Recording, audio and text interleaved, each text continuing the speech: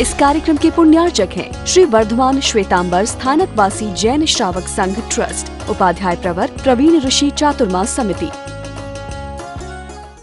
केशी और गौतम पश्यन्तु। केशी श्रवण की वो अनुभूति भी हमारे में जागृत हो जाए,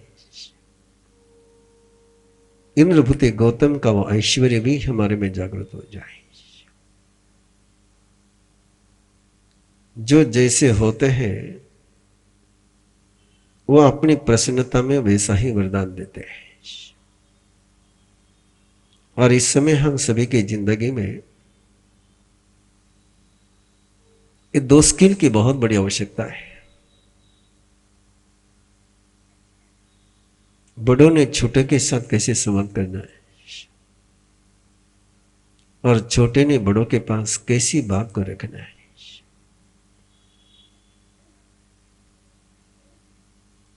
रखने का तरीका हो तो बड़े स्वीकार कर लेते हैं। केशी श्रमण जब इंद्रभूति गौतम से सवाल पूछते हैं और जब इंद्रभूति गौतम जवाब देते हैं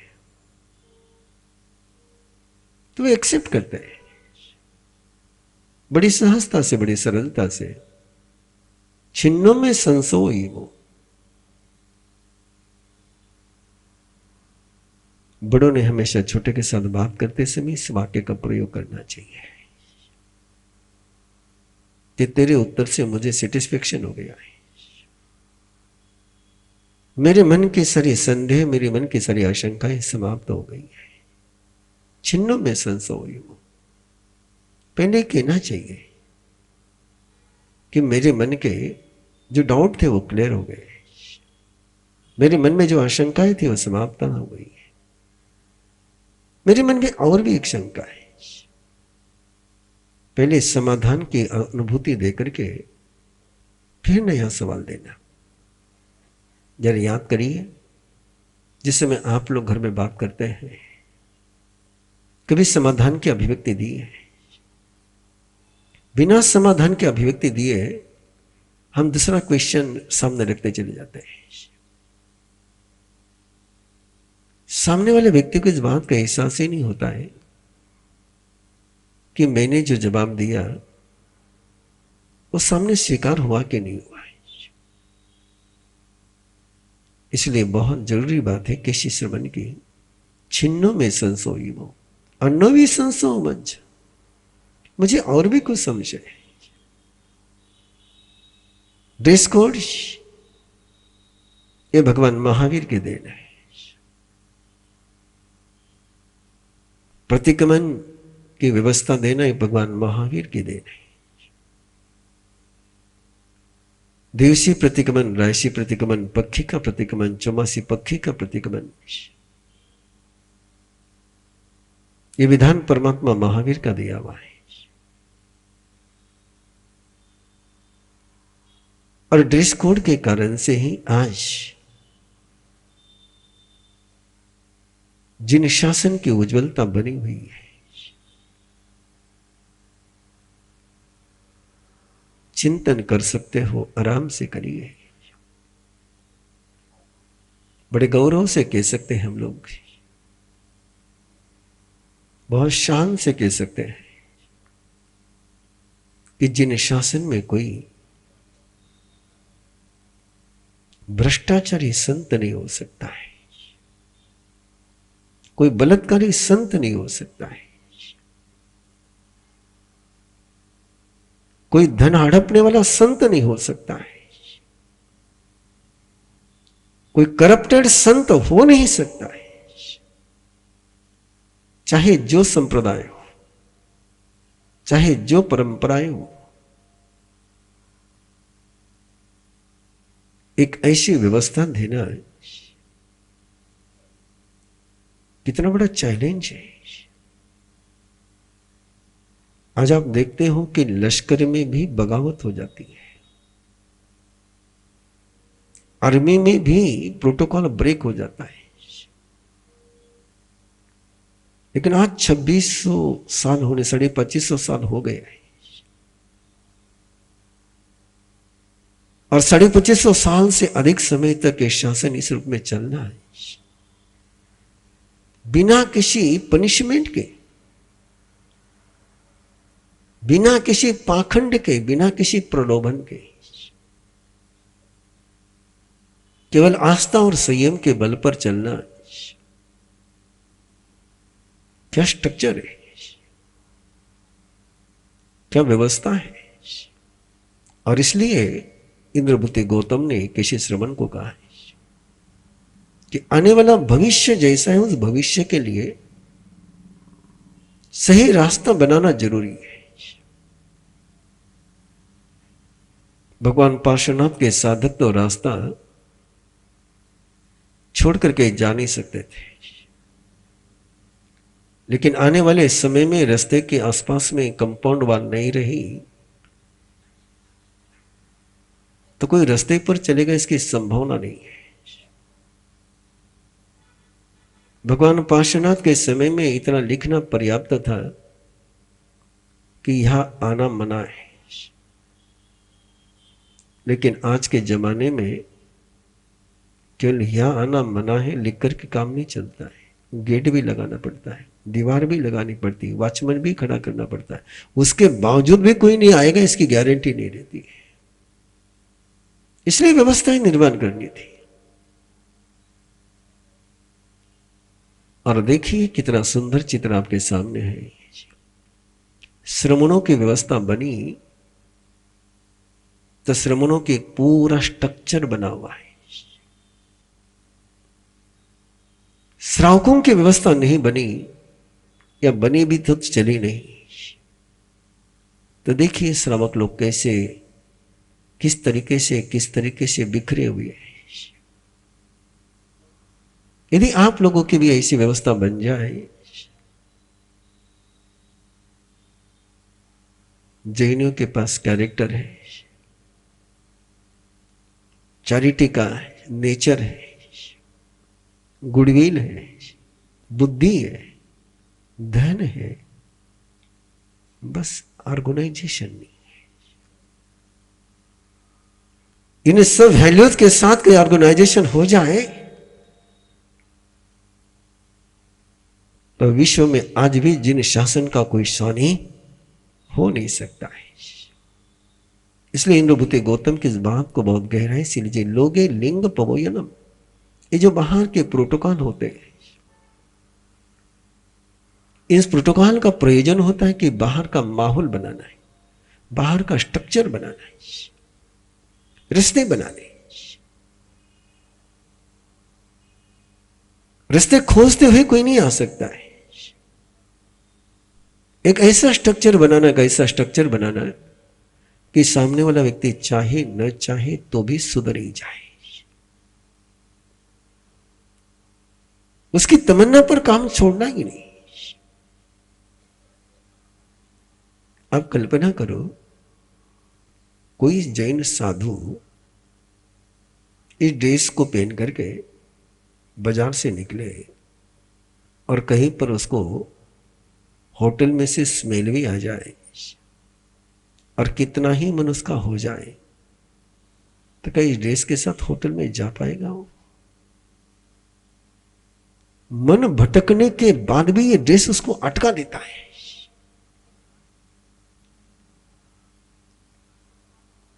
आप सामयिक लेकर के बैठे हो और कितना ही कुछ हो जाए, आपकी बहन हो, आपकी मां हो,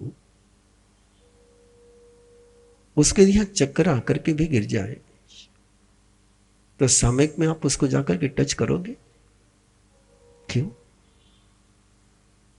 एक प्रोटोकॉल दिया है जो तुम्हारे अंदर की सारी डिजायर पर कंट्रोल करता है, तुम्हारे अंदर के इमोशन पर कंट्रोल करता है। और इस प्रोटोकॉल के कारण से किस सीमा तक बात पहुंचती कल्पना करो ना। आखिर जाकर के कनाडा, यूके, यूएसए वालों को अपनी आर्मी में पगड़ी को अलाउ करना पड़ा सरदार के। कि सरदार बिना पगड़ी का रह नहीं सकता है, तो उन्हें अपने पूरे प्रोटोकॉल को चेंज करना पड़ा और सरदार के पगड़ी को स्वीकार करना पड़ा। ये प्रोटोकॉल की ताकत है, ये ड्रेस कोड की ताकत है। मैं चाहूंगा कि कल से आप जितने भी लोग यहां पर आते कम से कम व्हाइट एंड व्हाइट में आना शुरू करें। भाई लोगों के लिए रहा, एक ड्रेस कोड तो पहुंचेगा। जिस ड्रेस में आप दुकान पर जाते हो उसी ड्रेस में यहां पर आते हैं, लोगों को पता ही नहीं चल रहा है कि आप बाजार में जा रहे हो कि निर्वाण कल्याण के अनुष्ठान के लिए जा रहे हो। और बड़ा सुंदर नजारा होगा यदि आप इस ड्रेस में ही आओ, कि ड्रेस कोड की अपनी गरिमा है। साधना होगी ज्ञान से, साधना होगी श्रद्धा से, श्रद्धा साधना होगी चरित्र से, लेकिन व्यवस्था बनेगी ड्रेस कोड के कारण से। इसलिए दिवाली का भी अपने को एक ड्रेस कोड, एक प्रोटोकॉल बनाना है, एक ऐसा प्रोटोकॉल बनाना है जो आज हर इंसान के लिए बहुत जरूरी है, पूरे विश्व के लिए बहुत जरूरी है, कि सेलिब्रेशन का एक तरीका होना चाहिए। सेलिब्रेशन का मीनिंग होता है हैप्पीनेस। मेरे खुशी में मैं सबको सहभागी करता हूं, उसको सेलिब्रेशन कहते हैं। उसको सेलिब्रेशन नहीं कहते कि मेरी खुशी के लिए दूसरे परेशान हो जाए। यदि मेरे खुशी में दूसरे को परेशानी होती होगी तो उसको सेलिब्रेशन नहीं करेंगे हम, उसको डिस्टर्बनेस करेंगे। क्यों आतिशबाजी नहीं करनी, क्यों पटाखे नहीं फोड़ने। और आपके लिए तो बहुत गहराई से सोचने का मुद्दा है कि जिन पलों में देवलोक के देवता इंद्र सारा नाच गाना छोड़ करके प्रभु के चरणों में आकर के बैठे हो, उन पलों में हम क्या करेंगे। आई डोंट नो जोधपुर में क्या होता है, लेकिन मैंने सुना है कि दिवाली दिन के दिन लक्ष्मी के नाम पर रात भर ताश खेले जाते हैं। अब इस ताश का और निर्वाण कल्याण का संबंध कैसे जुड़ेगा, जरा सोचिए आप लोग। और ये स्ट्रक्चर आपको घर का ऐसा माहौल बनाना चाहिए कि घर के बच्चे को महसूस हो जाए कि आज का दिन तीर्थंकर परमात्मा के भक्ति का है। आज का ये पूरा पर्व तीर्थंकर परमात्मा के एहसास में जीने का है। और केशी श्रमण को जब इंद्रभूति गौतम ने कहा कि सारी जो ड्रेस की व्यवस्था दी है वो साधना के लिए नहीं दी, तो व्यवस्था के लिए दी है। ये दो बातें क्लियर हो जाए आपके पास, इसलिए मैंने एक सोच बनाया कि केशी श्रमण का यह अध्याय मैं रोज एक एक दो दो गाथा इसकी करूंगा, बाकी अपना आगे चलता रहेगा। लेकिन मैं नहीं चाहता हूं कि इसका कोई भी सवाल आपसे अनजाना रह जाए। इसके सवाल और जवाब बहुत यूनिवर्सल है, बहुत काम में आने वाले हैं। तो व्यवस्था और आस्था ये दो मुद्दे हैं। उस व्यवस्था को हम स्वीकार करते हैं जो हमारी आस्था को मजबूत बनाती है।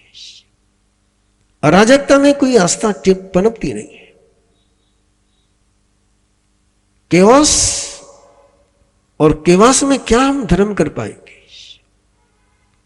व्यवस्था चाहिए, व्यवस्था शून्यता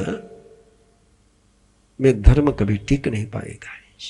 केशी श्रमण ने इंद्रभूति गौतम की बात को स्वीकार किया है और स्वीकार कर करके कहा, साहु गोयम पन्नाते छिन्नो में संसो यमो अन्नो भी संसो मज्ज तब में कहस गोयमाश। और अगला सवाल बड़ा आपके लिए, मेरे लिए, सबके लिए है 35वीं गाथा है, आप उसको देख सकते हो।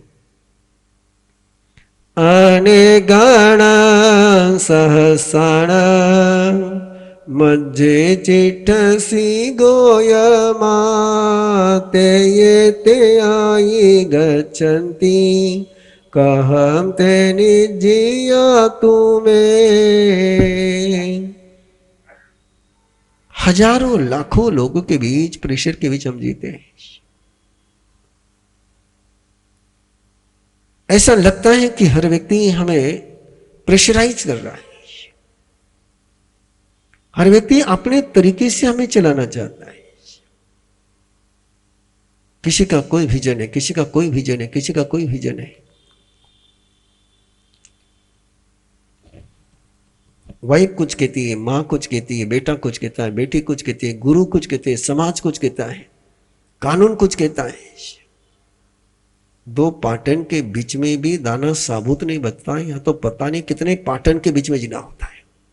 अनेगानम सहस्रानम मज्जे चिट्ठसी गोयमा तये ते आए गच्छन्ति।